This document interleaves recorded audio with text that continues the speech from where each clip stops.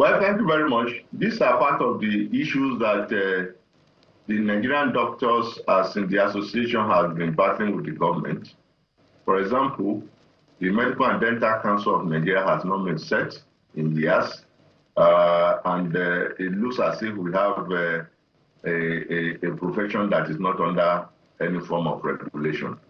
Once we have any of such cases, it goes to the Medical and Dental Council, where it is expected that we have the investigative team committee that looks at that case, and if prima facie is confirmed, they will send it to the disciplinary committee.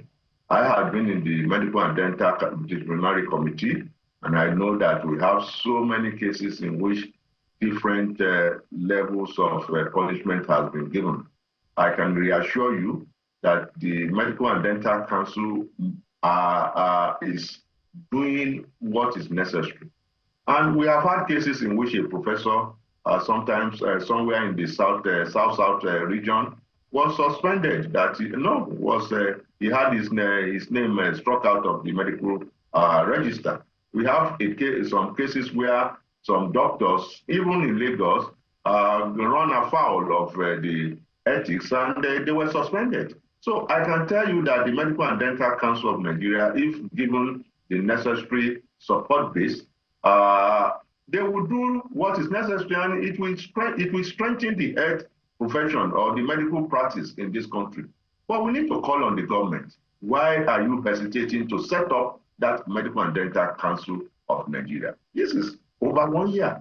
And why? What is the reason? There is no reason. If you look at it, almost all of the members who are there are statutory. And you just do not put it in place so that we can continue to have that. But secondly, it is important for our populace to know that there are different ways in which you can take charge of cases of medical negligence or medical mishap. Rather than going to media to do media trial, every profession has its own ethics and regulation. Let us follow the process. Sometimes it may be long or tortuous, but can you blame the populace? It is difficult because they have lost a loved one, and they are in deep grief. So I agree with them, but let us balance. If I may come in there, I think that is how to look at it. If I may come in here, within the confines of what we currently have, while we wait for a proper constitution of an MDCN in a relevant area, within the confines of what we have, why do we see mere suspensions handed down to an erring medical practitioner who has altered the life of a patient who has now been confined to a wheelchair? Why are we seeing just suspension? There are two levels of dealing with such. The first one is the civil part, which is done by the Medical and Dental Council of Nigeria. The second part is the criminal part, which can be done by the law court. The usual thing is that if you have been found guilty by your colleagues, that is, those who populate the Medical and Dental Council of Nigeria, then you can now go to the law court to ask for further punishment if need be. But in this case, I must say that it is unfortunate that we are hearing here and there cases of medical negligence or medical mishap.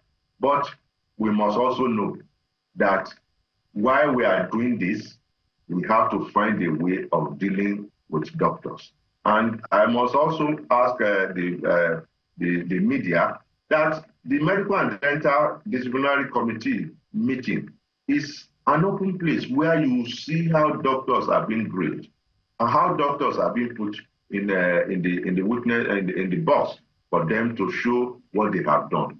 And these are things that the law has put in place to make populace or the people to have confidence in the health profession. But even with that, we have cases of medical negligence, medical mishap, even in the advanced country. We have had cases in which they will say, we have a particular doctor who has been injecting, who has killed so number. We have some doctors who have done. So it's not as if it is only seen in Nigeria. It is worldwide, but we must have a situation to reduce it to the barest minimum.